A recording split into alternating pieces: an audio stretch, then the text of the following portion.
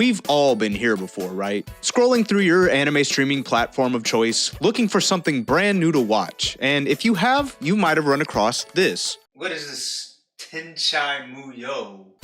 Wait a minute, Tenchi Muyo Ryo-ohki, Tenchi Muyo GXP, War on Geminar, Tenchi Universe, Tenchi in Tokyo? What is all this? And if this is you, I have good news and bad news. The bad news is that parsing the different Tenchi anime series is just the tip of the iceberg. The good news, however, is that I'm here to help you through it all with this series of videos explaining the many different facets of Tenchi Muyo.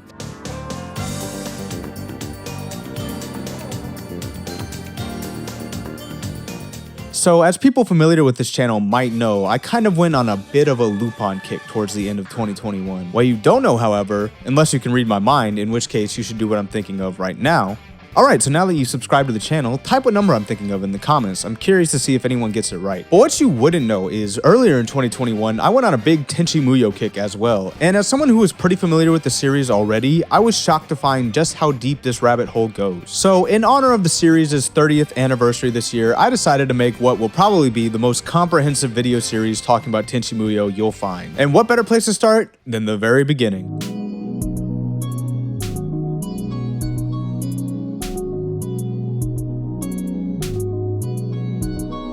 To begin, let's set the stage in Japan in 1992. At the end of the 80s, Japan had seen its largest economic upswing to date, as well as the crowning of a new emperor entering the country into the Heisei period. But in 1991, the economy in Japan would crash, causing great economic stagnation that they have still yet to recover from. This recession caused a great deal of hardship in Japan throughout the 90s, affecting all areas of life, including entertainment, and for the sake of this video, anime. During this time, a lot of animation companies would struggle financially, some big ones even going bankrupt, meaning that it was a very tricky spot for animation companies. One misstep could be the difference between life or death. And it's here in September of 1992 where a brand new original video animation, or OVA, was just hitting store shelves, a series known as Tenchi Muyo Ryo-ohki. Created by Masaki Kajishima and animated by Anime International Company, or AIC, the first 6 episodes of this brand new property were released over the course of 1992 and 1993 and was quite successful, with a 7th OVA episode following and a release in English not but a year later by Pioneer Entertainment, who would also acquire the rights for a couple other Tenchi shows, but we'll talk about them more later. As the success of the first OVA paid off, since releasing it was quite a gamble, because releasing a completely new property as an OVA is far from the norm in the industry. OVAs are typically reserved for a series that have a proven audience to draw upon. So to say this was a big risk for the company is an understatement, but one that absolutely paid dividends. Considering this video is for the 30th anniversary of the Tenchi Muyo franchise and not how the animation company known as AIC gambled on a new property and went out of business. No, Tenchi Muyo was a smash hit in Japan, being what some cite as the first modern harem anime, which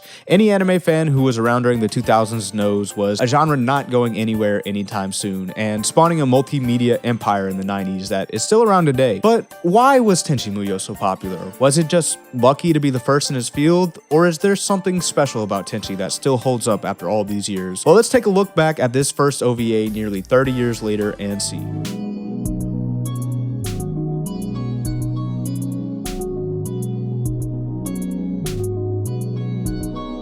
The first episode of this OVA introduces 3 major characters for moving forward, the first being the protagonist, Tenchi, whose name is in the title.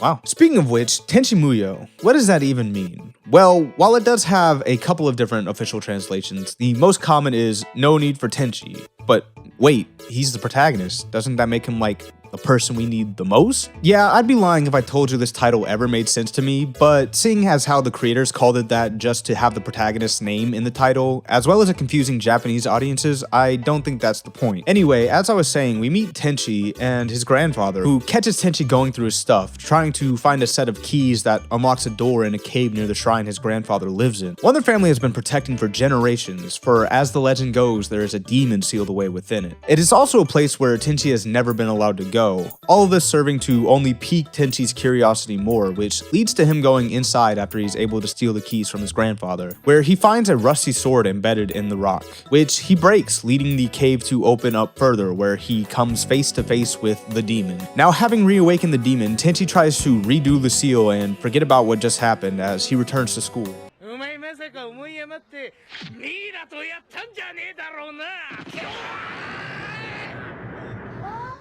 But after school, he's met by a woman named Ryoko, who then proceeds to chase Tenchi through his empty school, using some crazy beam powers trying to kill Tenchi, as it turns out she was the demon from the cave. What a way to repay the guy who let you out, huh? So Tenchi runs for his life as Ryoko demolishes his school in his wake, eventually using the hilt of the sword he found in the cave to fight her off when it turns into a lightsaber, ending with Ryoko accepting defeat and retreating. And this first episode is a real classic and super solid top to bottom. It does a great job of introducing the characters as well as the humor of the show, showing more sides to the characters than serious, with great comedic moments to boot. One thing the dub does pretty well too, and mentioning it, this being the first episode as well as an early 90s anime dub, it holds up surprisingly well. Now, it's not Cowboy Bebop or anything, but ask most any fan of Tenchi and they'll tell you that the English voice actress of Ryoko, Patria Burchard, defines the role of Ryoko. And while I definitely have a fond place for the dub, I would recommend watching at least the OVA series subbed, as some of the script changes made in the dub do affect the plot later, as well as the cast change after Pioneer lost the rights, and the lack of dub so far for the 4th and 5th OVAs. Now, the next episode introduces 3 more important characters to the story, the first being Tenchi's dad, who is more in the background throughout the first half of the episode, while Tenchi, having just returned home, runs into a surprise in his bed.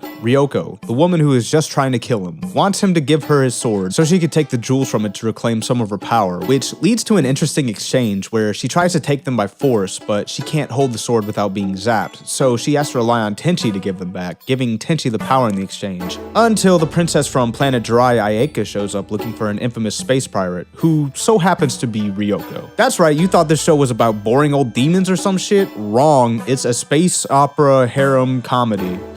It's a space soap opera. Now, with Ayeka threatening to destroy them, Tenchi has no choice but to trust Ryoko as he gives her a jewel, which she uses to call her spaceship ryo-ohki, leading to a battle which they lose and are captured, with Ayeka questioning Ryoko on the whereabouts of her brother Yosho, who chased after Ryoko and ultimately defeated her and sealed her on Earth some 700 years ago, who was also Tenchi's ancestor, causing Tenchi to drop the bombshell on Ayeka that he died a long time ago. Though she doesn't want to hear it. Now, as Tenchi and Ryoko are still trapped, Tenchi tries to escape. That's it. These niggas about to get cut.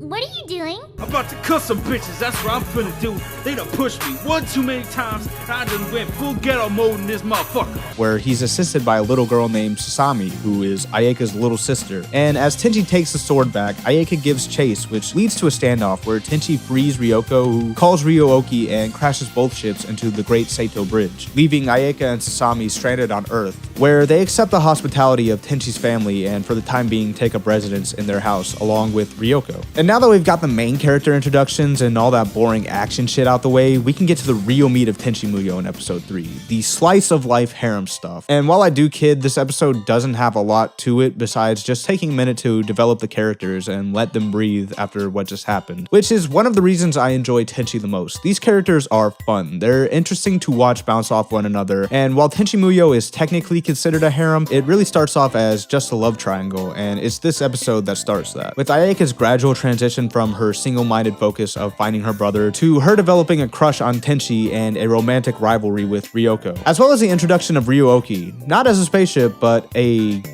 cat, rabbit thing. They call it a cabin. We also see that Tenchi's grandpa trains him in swordsmanship in this episode, which is important for later, as well as Ayeka's observation that it is Jiraiyan in nature. And all in all, it's a fun little episode that sets the character dynamics and structure going forward, also establishing several common tropes of harem anime that would be popularized in the decades to come. Now, the next episode is some more of what we got last episode, with the obligatory 90s hot spring episode. Although this trip turns deadly as Ryoko and Ayeka fight, with Ryoko summoning a demon she can't control or destroy, something she never does again in this canon for some reason. And this ultimately leads to the next mainstay of the Masaki house, Mahoshi, who is a klutzy, airheaded galaxy police officer, following the trail of an infamous criminal known as Kagato, when she accidentally gets sucked into the energy signature of Ryoko, causing a wormhole to open up above the hot spring, leading to Tenchi saving Mihoshi, who comes to stay with them as well since her ship was destroyed during the last altercation. Now, with Mahoshi in tow, the girls decide to take some time to relax together in the new bath at the house, and just when when you think this episode is going to be another slice of life episode, in comes Kagato to take Ryoko back with him as they seem to have a history. But as he takes Ryoko, everybody gives chase, including Tenchi, who, armed with a sword, which is also named Tenchi by the way, tries to fight Kagato only to be defeated. And as it seems Kagato is about to take the sword as he wants its power for himself, who should arrive to fight him but Grandpa, who comes in and puts the absolute smackdown on that boy, only to ultimately be overwhelmed by Kagato and Ryoko, who is under his control. After coming out victorious, Kagato takes Ryoko back to his ship and challenges Tenchi to try and defeat him. Also, we get the reveal here that Grandpa is Yosho, Ayeka's half-brother, which, yes, makes her Tenchi's great aunt, and no, the anime doesn't see her wanting to bone him as a problem. And that is just the tip of the incest iceberg of this series, but we'll get more into that in future installments. Now back to the plot as Tenchi and the girls chase after Kagato and ryo-ohki. They are clearly outmatched by the superior firepower of his ship, the Sojo, which leads to Tenchi trying to activate the Light Hawk wings of Ayeka's ship, a defense system unique to high-level Jiraiyan ships that are unbreakable defensively, but also powerful offensively. While doing this, however, the ship is destroyed with Tenchi aboard, leading everybody to believe that he's dead, which,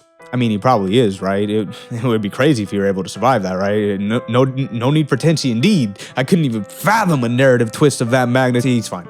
He was saved by the original Jiraiyan royal ship, Tsunami, who was just passing by, I guess. Actually, she was summoned by Sasami, but we'll get into why she was here in the next OVA. For now, she saves Tenchi and sends him back to fight Kagato. During all that, though, with the resolve to avenge Tenchi's really for real happened death, the girls, Ryoko, Ayeka, and Mahoshi suit up for battle, and in epic fashion with help from Tsunami, they invade Kagato's ship, fighting their way through the defenses, ultimately confronting the man himself, except for Mihoshi, who is sent to a mirror dimension in the ship by accident, where she fights some giant snakes guarding something, though it's more like someone, who turns out to be Washu Hakubi, the greatest scientific genius in all the universe, who Kagato was holding captive after she helped him develop the Soja, as well as Ryoko and ryo-ohki, the latter of which she helps to free from Kagato's control in order to beat him. Unfortunately, they aren't able to, and that's where Tenchi makes his grand reappearance, saving Ryoko. Now it's time for Tenchi versus Kagato round 2, where Tenchi still isn't strong enough to beat him. However, that's only because he was relying on the sword's power. When he starts relying on his own power, he's able to manifest Light Hawk wings, something which is usually not possible for humans to do, as it is a power that comes from the royal trees of Jirai. But with this power, Tenchi easily defeats Kagato, and they all return to Earth, along with Washu as the newest addition to the ensemble. And this is where the OVA ends, at least until they made the 7th episode, which brings the series back down to the slice of life harem comedy side of things, focusing mostly on the aftermath of the Kagato battle, as well as Ayeka and Ryoko trying to recreate situations from shoujo manga to win Tenchi's affections, which is a really funny episode with some other great character and lore stuff in there, with Washu adding another chaotic personality to the equation.